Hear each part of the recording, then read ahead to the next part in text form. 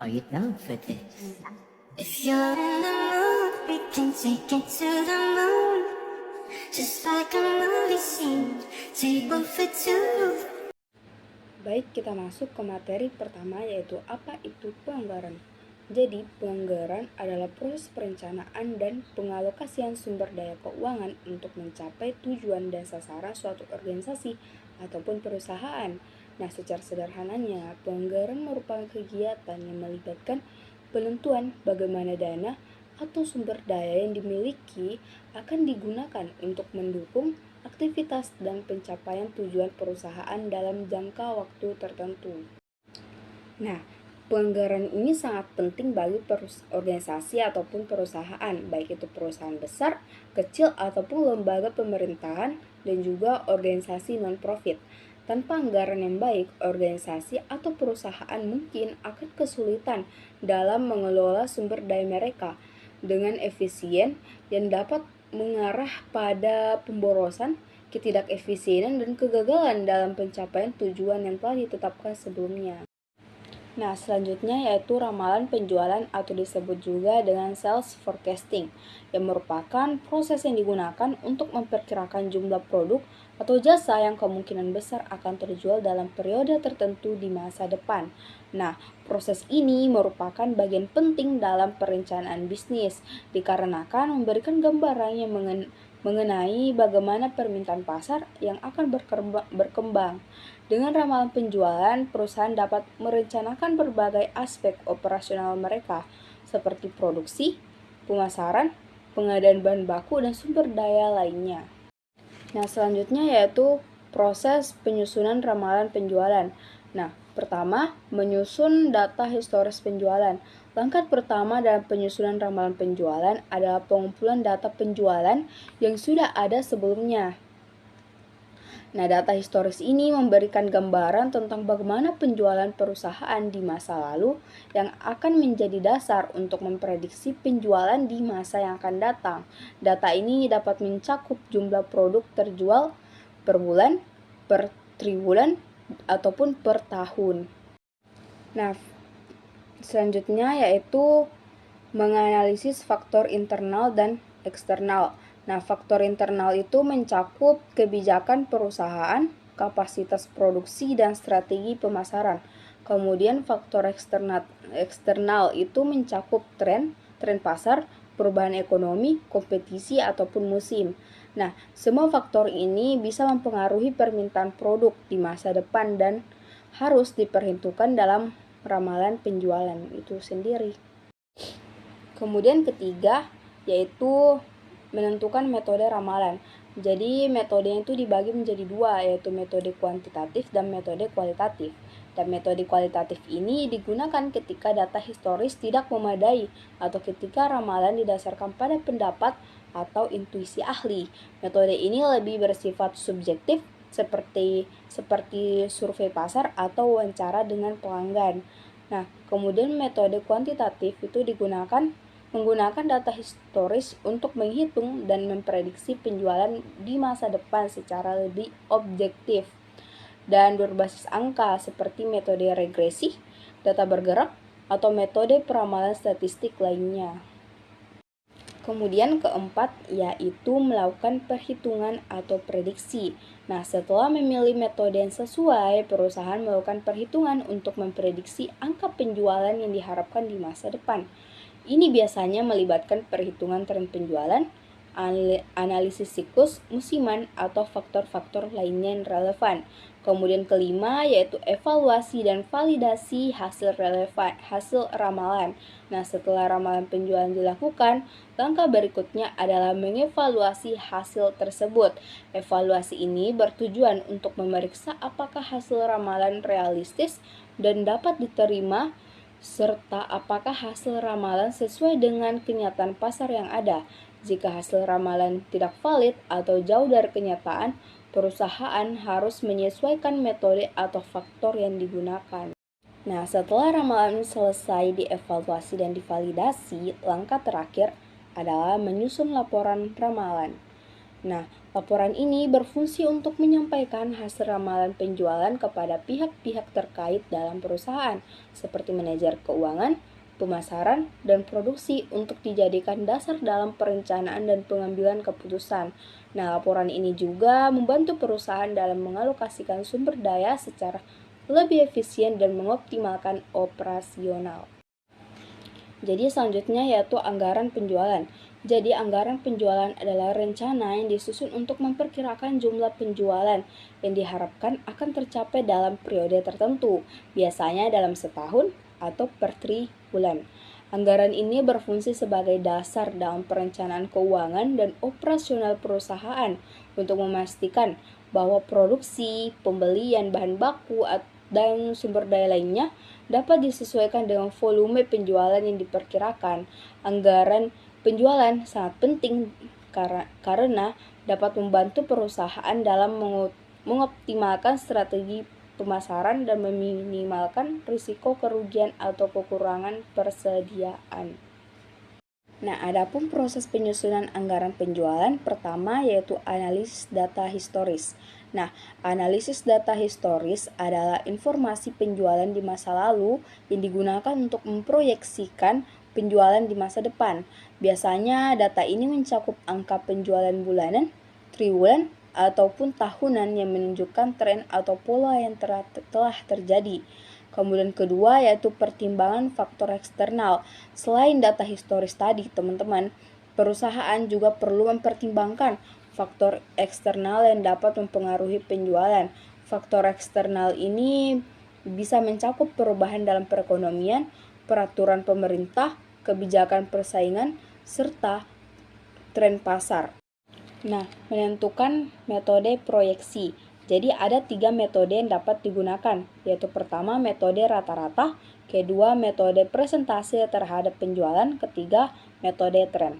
Jadi metode rata-rata ini menggunakan angka rata-rata dari penjualan di masa lalu untuk memperkirakan penjualan di masa depan. Metode ini sederhana dan berguna ketika pola penjualan relatif stabil. Kemudian kedua yaitu metode presentase terhadap penjualan. Dalam metode ini, perusahaan menggunakan presentase tertentu dari faktor-faktor seperti anggaran pemasaran, promosi, atau faktor lainnya yang mempengaruhi penjualan. Nah, misalnya nih, jika biaya iklan diperkirakan mempengaruhi penjualan sebesar 20%, maka angka ini digunakan untuk mengestimasi berapa banyak penjualan yang bisa tercapai dengan anggaran tersebut. Nah, kemudian ketiga, metode tren. Jadi metode tren ini digunakan untuk mengamati pola atau tren penjualan dari tahun ke tahun untuk memprediksi perkembangan penjualan di masa depan. Metode tren ini cocok digunakan ketika perusahaan telah memiliki data penjualan yang konsisten dan ingin memproyeksikan angka penjualan berdasarkan tren tersebut. Selanjutnya yaitu anggaran produk, di mana anggaran produk ini adalah rencana yang dibuat oleh perusahaan untuk menentukan jumlah unit produk yang akan diproduksi dalam periode tertentu, biasanya berdasarkan proyeksi penjualan. Anggaran ini tuh sangat penting karena membantu perusahaan merencanakan kapasitas produksi, kebutuhan bahan baku, serta alokasi sumber daya lainnya agar dapat memenuhi permintaan pasar yang diperkirakan. Kemudian selanjutnya yaitu proses penyusunan anggaran produk. Pertama yaitu menentukan proyeksi penjualan. Proyeksi penjualan merupakan langkah awal yang penting dalam penyusunan anggaran produk. Sebelum merencanakan produksi, perusahaan harus terlebih dahulu memperkirakan jumlah produk yang akan terjual dalam periode yang telah ditentukan. Proyeksi penjualan ini dapat menggunakan data historis, tren pasar, atau proyeksi yang berdasarkan analisis pasar dan faktor eksternal lainnya. Kemudian kedua yaitu menentukan persediaan awal dan akhir. Nah, persediaan adalah jumlah barang yang ada di awal dan di akhir periode. Persediaan yang ada pada awal periode akan digunakan untuk memenuhi sebagian permintaan pada periode tersebut. Sementara persediaan akhir adalah jumlah produk yang diharapkan tetap tersedia di gudang pada akhir periode untuk dihadapkan pada periode berikutnya. Nah, menentukan jumlah persediaan awal dan akhir yang sesuai sangat penting untuk memastikan bahwa perusahaan tidak mengalami kekurangan produk atau menimbun terlalu banyak produk yang tidak terjual. Kemudian ketiga yaitu menghitung kebutuhan produksi yang dapat dilakukan dengan rumus kebutuhan produksi sama dengan penjualan yang diproyeksikan ditambah persediaan akhir dikurangi dengan persediaan awal. Jadi dalam keterangan yaitu penjualan yang diproyeksikan itu jumlah produk yang diperkirakan akan terjual pada periode tertentu. Kemudian persediaan akhir yaitu jumlah produk yang diinginkan tetap ada di gudang pada akhir periode. Nah, persediaan awal itu seperti yang sebelumnya saya jelaskan yaitu jumlah produk yang ada di gudang pada awal periode.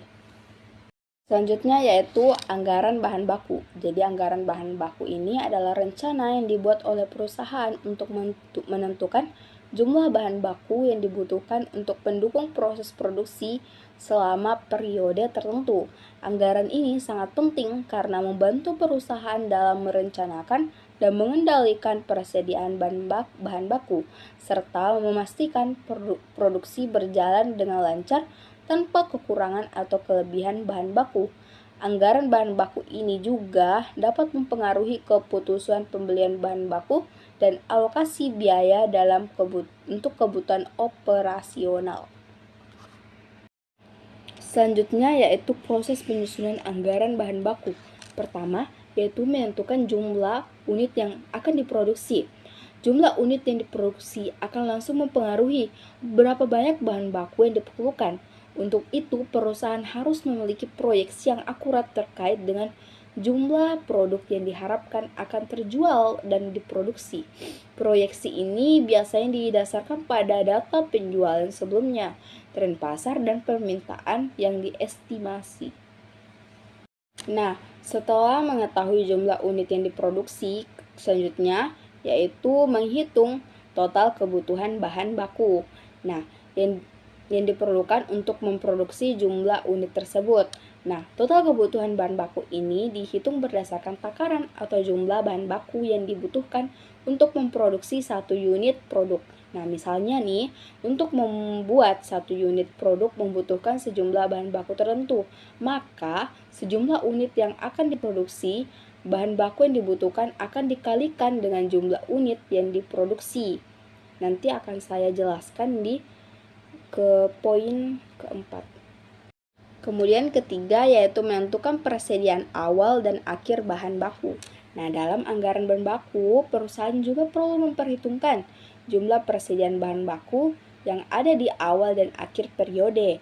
Nah, persediaan awal ini adalah jumlah bahan baku yang ada pada awal periode, sementara jumlah bahan baku yang ada pada akhir periode adalah jumlah bahan baku yang diharapkan ada di gudang pada akhir periode. Nah,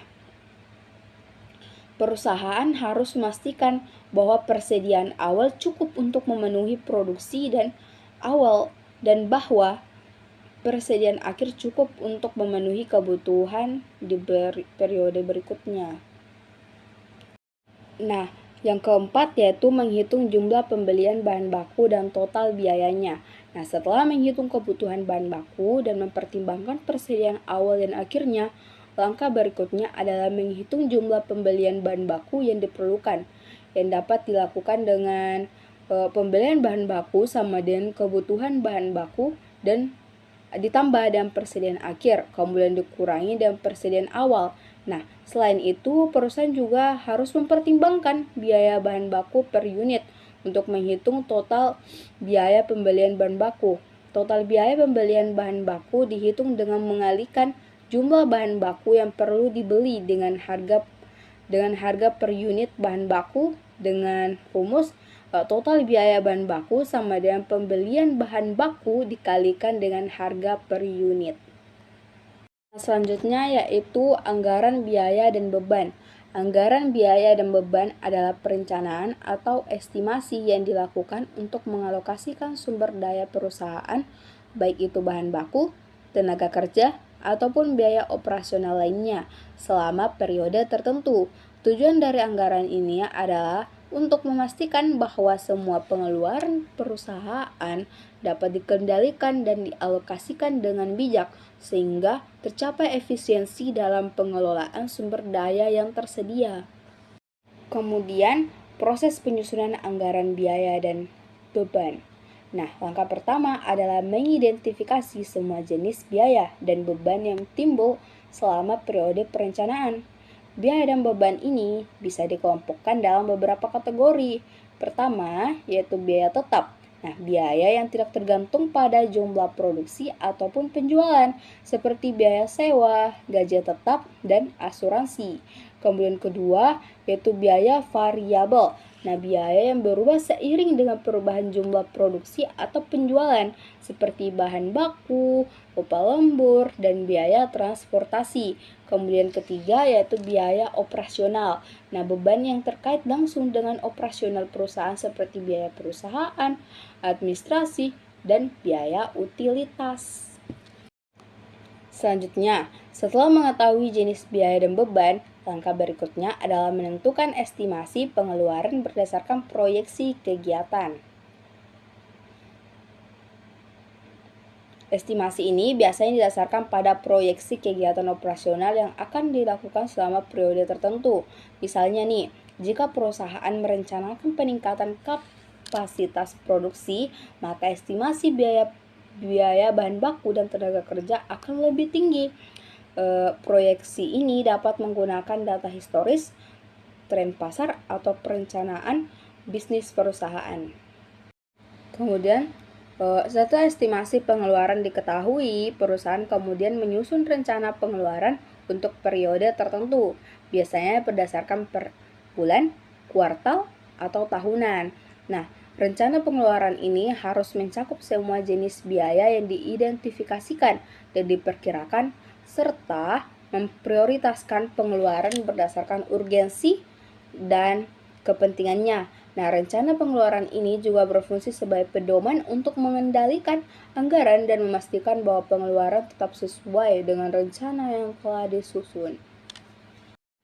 Selanjutnya yaitu anggaran laba rugi. Jadi, anggaran laba rugi adalah sebuah perencanaan keuangan yang disusun untuk mengestimasi pendapatan dan pengeluaran suatu perusahaan dalam periode tertentu. Nah, tujuannya untuk memastikan bahwa perusahaan dapat menghasilkan laba dan cukup serta memperhitungkan semua biaya yang ada. Proses penyusunan anggaran laba rugi ini berfokus pada identifikasi sebagai elemen yang mempengaruhi laba, termasuk sumber pendapatan dan biaya yang harus dikeluarkan. Baik, selanjutnya proses penyusunan anggaran laba rugi. Nah, langkah pertama dalam penyusunan anggaran laba rugi adalah mengidentifikasi semua sumber pendapatan yang akan diperoleh perusahaan selama periode yang direncanakan. Nah, pendapatan ini biasanya berasal dari penjualan produk atau jasa, serta semua sumber lainnya seperti investasi ataupun pendapatan tambahan dari aktivitas bisnis perusahaan. Nah, setelah mengetahui sumber pendapatan, langkah berikutnya adalah mengidentifikasi semua jenis biaya dan beban yang akan dikeluarkan untuk menjalankan biaya operasi perusahaan. Ini termasuk biaya tetap atau biaya yang tidak berubah meskipun ada perubahan dalam jumlah produksi ataupun penjualan, seperti sewa gedung atau gaji karyawan tetap. Nah, kemudian yaitu biaya variabel. Nah, itu mencakup biaya yang berubah sesuai dengan jumlah produk yang diproduksi atau dijual, seperti bahan baku dan tenaga kerja langsung. Dan ketiga yaitu mengatur anggaran dengan mengelompokkan biaya tetap dan variabel. Nah, untuk memudahkan pengelolaan keuangan, biaya yang telah diidentifikasi kemudian dikelompokkan menjadi dua kategori, yaitu biaya tetap dan biaya variabel. Nah, biaya variabel ini biaya yang harus dibayar terlepas dari seberapa banyak produk atau jasa yang diproduksi atau dijual. Nah, sebelumnya seperti yang telah saya jelaskan sebelumnya. Nah, sedangkan biaya variabel ini tuh tergantung pada tingkat produksi atau penjualan. Nah, dengan membedakan antara kedua jenis biaya ini, perusahaan dapat lebih mudah merencanakan dan mengontrol anggaran mereka serta menghitung laba yang akan diperoleh setelah dikurangi semua biaya. Are you down for this? If you're in the mood, we can take it to the moon. Just